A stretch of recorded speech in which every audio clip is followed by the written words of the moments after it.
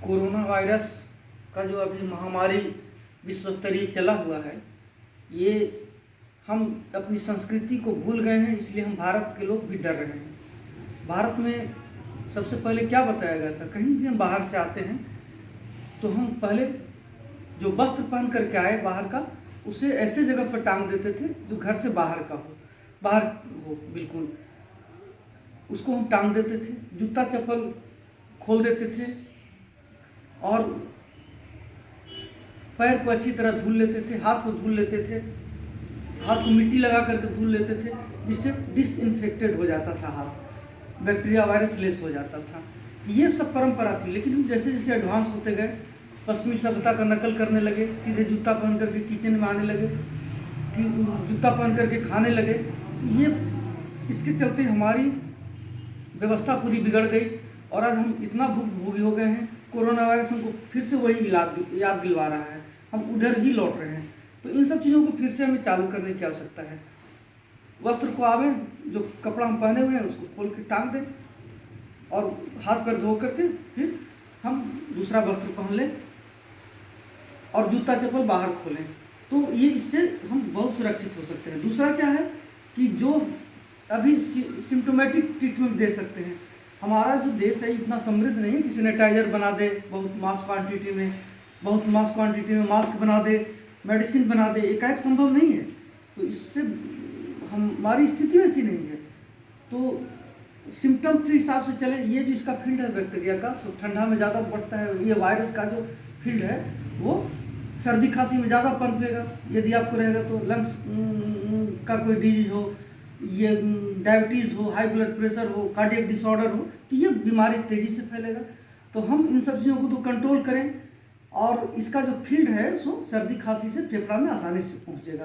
तो सर्दी खांसी यदि आपको हो गई है तो आप त्रिकटु चूर्ण 50 ग्राम, प्रवाल पिष्टी 5 ग्राम, बहेड़ा चूर्ण 25 ग्राम मिला करके रख लें और उसको आधा आधा चम्मच लें।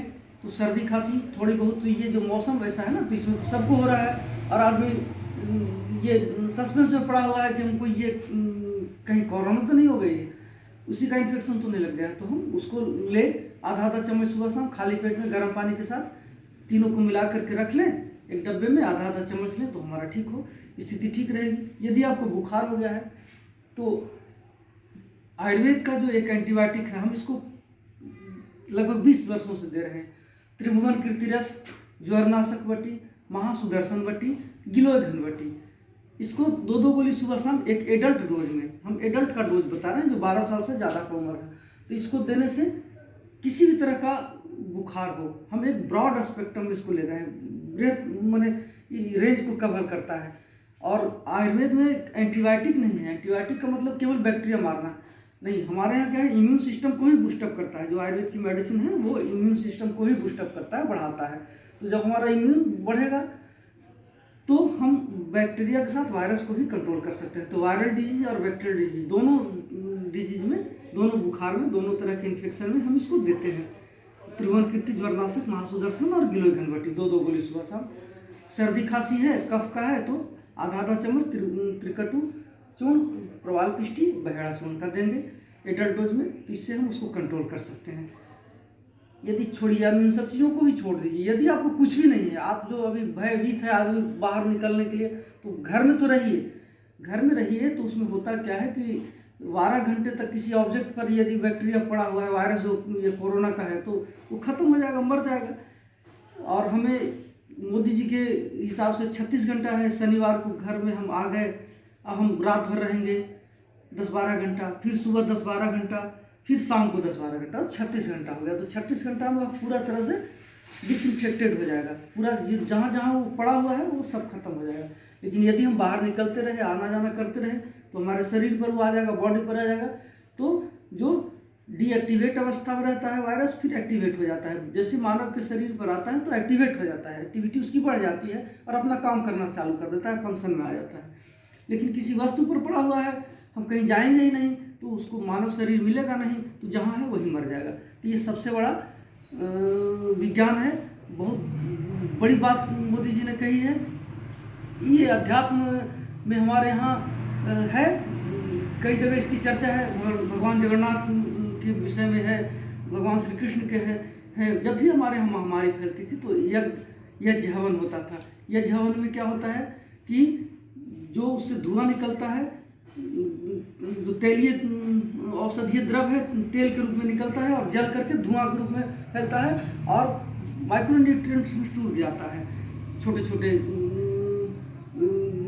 कणों में टूट जाता है और विभक्त होकर के वो बैक्टीरिया को समाप्त करता है, वायरस को समाप्त करता है। तो यज्ञ हवन सबसे अच्छी चीज़ है हमारे यहाँ। आप कुछ नहीं करें, यदि आप एक सामान्य अवस्था में घर में रहते हैं तो ठीक है, लेकिन यदि आपको बाहर निकलने की आवश्यकता है, जैसे हम लोग हैं तो ड्यूटी है तो हम तो जाते हैं बाहर, तो जाना है, तो उसमें चूँकि हम मेडिकल से जुड़े हुए हैं, इसमें एक लौंग आप मुंह में रख लीजिए। लौंग क्या है? कफ निसारक है, कफ को बाहर निकालेगा। तो आपके बॉडी में आ गया, एक्टिव हो गया, तो उसको फेफड़ा में जाने से हम लौंग से रोक सकते हैं। एक लौंग को आप 2 से 3 घंटे तक मुंह में रखे रहिए केवल ऐसे, कभी कभी दांत से दबा करके उसको चूस लीजिए। तो चूस लेंगे तो क्या होगा कि वह जो कफ आपका है उसको बाहर फेंका जाएगा। उसके साथ उसमें और क्या है कि एंटीवायरल भी है, वो लौंग वायरस को ही मारेगा, उसके प्रभाव को कम करेगा, उसकी एक्टिविटी को कम करेगा। लौंग, गोलकी, तुलसी, इन सब चीज़ों को आप रख सकते हैं। लेकिन लौंग थोड़ा ज़्यादा देर तक रहेगा, सस्ता भी है, आसानी से हो भी सकता है। और हमारी समृद्धि भारत की उतनी नहीं है कि सबको सब कुछ बहुत ज़्यादा मास क्वांटिटी में मास्क बना करके सैनिटाइजर दे दिया, यही तो बार बार हम कह रहे हैं। तो हम एक लौंग को रख करके 2-3 घंटा, फिर जब अधिक से अधिक आप कितना देर रहेंगे, 8 घंटा रहेंगे, आपकी ड्यूटी है, फिर आप घर आते हैं, तो इसमें आप लौंग रख सकते हैं। हवन यज्ञ करिए घर में आप। उसके बाद फिर सबसे सरल चीज़ है हमारे यहाँ, जो भारतीय संस्कृति है, जो ऋषियों का जो साइंस है, उसमें बड़ी सहज और सरल बताया गया है। उसमें क्या बताया गया है कि आप सांझ के समय में, गोधूली के बेला में जब होता है तो घी के दीपक जलाया जाता था, उससे डराया जाता था। कहीं चोर है तो आप उसको देख लेंगे, लेकिन चोर के भय के पीछे महाविज्ञान है। वह विज्ञान क्या है कि गोघृत से, गाय के घी से जब जलता है तो उससे परमाणु निकलता है और जो उसके धुआं है उससे सभी बैक्टीरिया, सभी प्रकार के जीवाणु, विषाणु मर जाते हैं, बड़ी शीघ्रता से, सरलता से मर जाते हैं।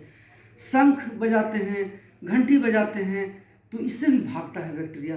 तो इन सब चीज़ों को तो आसानी से किया जा सकता है, सस्ते, इसमें तो कोई पैसा लगने की ज़रूरत नहीं है। तो सस्ते में, फ्री में हम बहुत कुछ उसको सर्वनाश कर सकते हैं। कोरोना वायरस को हम हानि पहुंचा सकते हैं। वो हमें हानि क्या पहुंचाएगा? हमारे यहाँ तो है ही सब इस तरह का विज्ञान कि हम उसको आसानी से हटा सकते हैं, भगा सकते हैं, लेकिन इसको जानना होगा। हम भूल गए हैं और भुलवा दिया गया है। तो आप घृत, गाय के घी से, अगर नहीं मिले तो भैंस के भी घी हो, लेकिन something is better than nothing, कुछ तो करिए। तो आप उसको दीपक को जला करके संपूर्ण घर में, पूरे घर में दिखाइए। घंटी बजाइए, शंख बजाइए, धूप जलाइए, ताकि सभी परिवार उसके धुआं को ले सकते हैं। उसके बाद फिर एक लौंग चूसिए, कभी कभी मिल जाए तो तुलसी के पत्ता रख लीजिए, नहीं मिले तो गोलकी रख लीजिए, कुछ भी मुंह में रख लीजिए। और यदि आप बीमार हो रहे हैं तो त्रिकटु, प्रवाल और बहेड़ा, त्रिकटु चूर्ण 50 ग्राम, प्रवाल पिष्टी 5 ग्राम, 25-30 ग्राम बहेड़ा का चूर्ण मिला लीजिएगा, तो सर्दी खांसी कफ की टेंडेंसी से आप बचेंगे और इस वायरस को पनपने से रोक सकते हैं, फेफड़ा में जाने से आप रोक सकते हैं।